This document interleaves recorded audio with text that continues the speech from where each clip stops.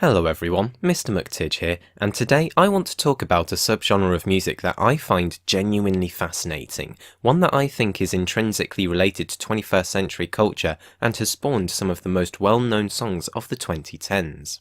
As far as I can tell, a name for this subgenre hasn't yet been named, and so to come up with a name, I'm going to take a look at the most prominent examples that came about at the turn of the decade, the first of which being Baby by Justin Bieber.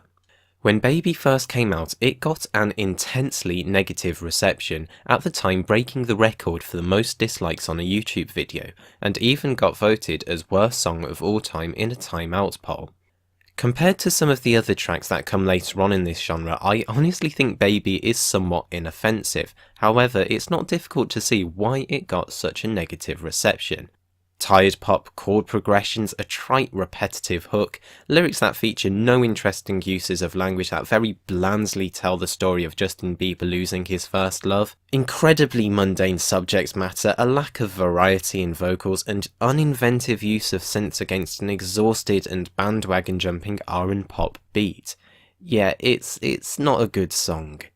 And bad songs have always existed, but none have quite been as bad yet blown up quite as much as Baby did.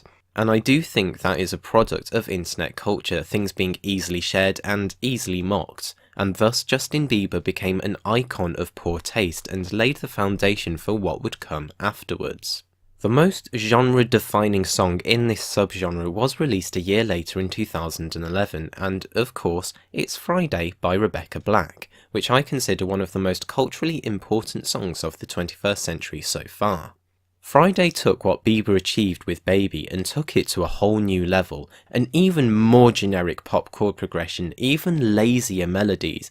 At this point, having a guest rap in the bridge was becoming even more ludicrously exhausting to hear in the charts, but the most crucial development was in the lyrics.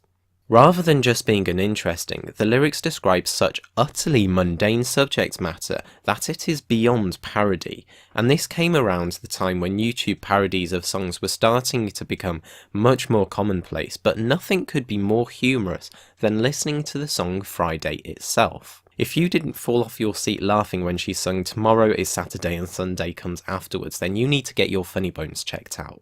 And yet, unlike a parody, it was played completely straight, making it a stunning feat in terrible songwriting, to the point that it became a spectacle, receiving international attention and buzz all around the Western world. It became cultural to dislike the song and somewhat countercultural to say you liked it. At least 17-year-old hipster me enjoyed calling it a masterpiece in my A-level music classes. And this is where I think this subgenre of music I'm talking about became notable. This genre bases itself on current trends in pop music, using anything that feels like a bandwagon, amalgamated as densely as possible to the point that, intentionally or unintentionally, it makes an absolute spectacle of itself.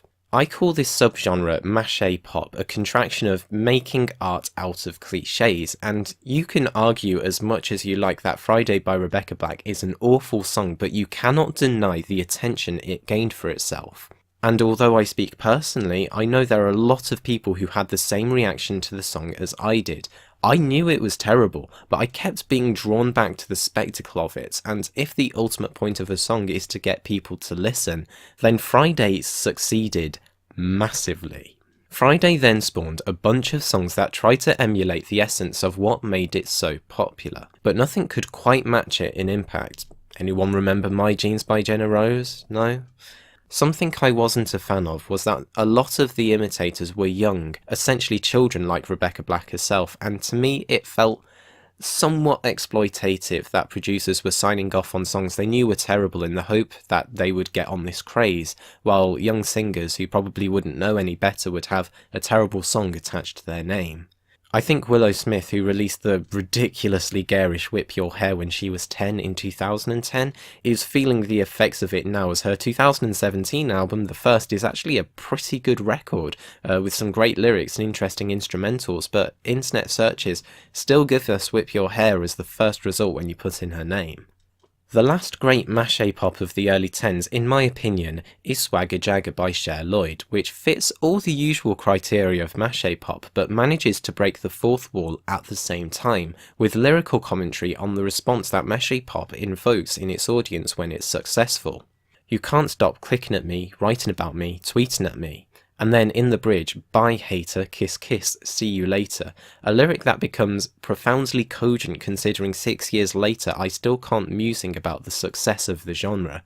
And then her lyric, just let it go, is just so obnoxiously salient because if people en masse just didn't give Maché Pop the time of day like people with good or even average music taste should, then she wouldn't have a point to go on.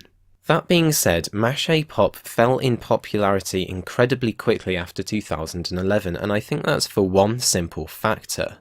Maché Pop needed to be parody-esque while giving the impression of complete honesty from the artist in order for it to have that shareable, mimetic, my goodness who thought this was a good idea quality to it.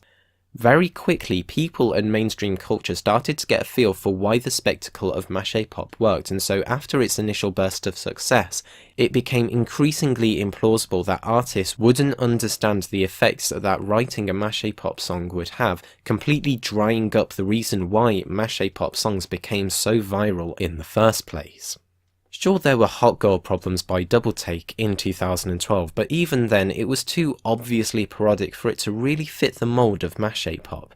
And you do have Cash Me Outside Girl releasing music as a half-decent example of Maché Pop, but in my opinion lacks any of the bite that gave the genre its shareability in 2010 to 2011. But then, just a few months ago, one of the finest Maché Pop songs I've ever heard was released. It took me a while to realise this at first. In my podcast F# A# Revisited, I slated this song as being one of the most laughable songs ever conceived, but now I'm going to do a complete 180 on it and say that it's the most genius song of Taylor Swift's career. I am of course talking about her sensational single this year, Look What You Made Me Do. This song has sections that feel like they belong to different songs, mind-numbingly simple vocal melodies, lyrics that highlight how terrible and petty her personality is, an attempt to rhyme karma with sure, bizarrely placed sex noises before each chorus, a chorus that rips off I'm Too Sexy by Right Said Fred, a ridiculously pseudo-dramatic phone call in the bridge, and, if you watch the video, one of the poorest attempts at humour ever put into a professional music video. Absolutely everything about this song is a terrible decision, and that's why it became one of the biggest sensations in pop music in 2017. And what makes it such an exemplary Maché Pop song is how plausible it is that Taylor Swift would write a song like this. Swift's compositions have gradually been getting more and more in tune with the sensibilities of contemporary electropop, and the personality she projects in her music has always been petty but has been getting progressively flanderized. So a single like Look What You Made Me Do is a logical progression in her songwriting. Because of this, Look What You Made Me Do feels like a genuine spectacle and one that I have returned to and have been bemused by more times than I would care to admit. I do have a sneaking suspicion that Taylor Swift wrote this song deliberately to be caricaturist of herself, but the way she plays it straight emulates the Maché Pop effect of the songs of the early 10s, which I think is a genius move as A, no one has done it successfully in a while so it feels fresh, and B, it has made the single blow up into one of the biggest songs of 2017. And it's something that plays really well into the theme of reputation on her 2017 album, Reputation. For the last part of this video, I just want to spend a few minutes comparing Look What You Made Me Do to another at least equally terrible song released in 2017 to really highlight the difference between what I consider Maché Pop and just a regularly terrible pop song. So I'll pick my least favourite song of the year, Swish Swish by Katy Perry, which I think actually tries to emulate Maché Pop but fails in doing so in several key areas. Firstly, the beat that Swish Swish uses, while being ridiculously generic, doesn't allow the song to flow quickly enough. There's too much breathing space in the song between choruses and verses, and so the terrible lyrics, and yes, they're very terrible, don't flow together in that almost slapstick, mimetic style that feels like a constant stream of bad like you see in typically successful Maché Pop songs. Looking back at Look What You Made Me Do, you can hear there's a strong kinetic energy going into each section. And there's barely a moment after the introductory instrumentals when Taylor Swift's not singing terrible lyrics or the instrumentals aren't changing to another hackneyed pop beat, serving as an unrelenting bombardment of bad which is necessary for Maché Pop to be successful. And then in the rap bridge of Swish Swish, Nicki Minaj makes the rookie mistake of actually making half an effort. Sure, there are some lolcows here and there, but they come very inconsistently with bland inoffensiveness and even some decent flows, which really disrupts and confuses the overall quality and tone of the song. But the most damning misstep that Katy Perry took with Swish Swish is with the music video. The video's visual palette is as obnoxious as the song itself, and its attempts at humour betray the song more than you would initially think it would. Not only is it a bizarre choice because the song Swish Swish comes across as being a straight-faced diss track, but by taking a more humorous approach, Katy Perry is inviting us to not take the song seriously, as though she's in on the joke herself, which completely saps dry the spectacle factor, the someone to laugh at factor that makes Maché Pop the unique phenomenon that it is, and so Swish Swish becomes nothing more than a regularly terrible pop song, and Taylor Swift wins by having one of the most streamed, downloaded and watched singles of 2017.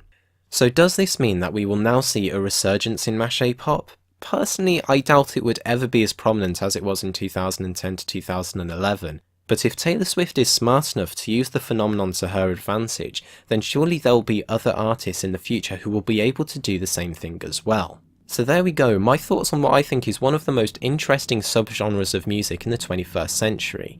Do you think we will see much more of it? Do you think I'm full of hot air? Do you think I should just admit that I'm drawn to spectacularly terrible songs? Did you have a nice day today? Answer any or all of those questions if you want to in the comments below.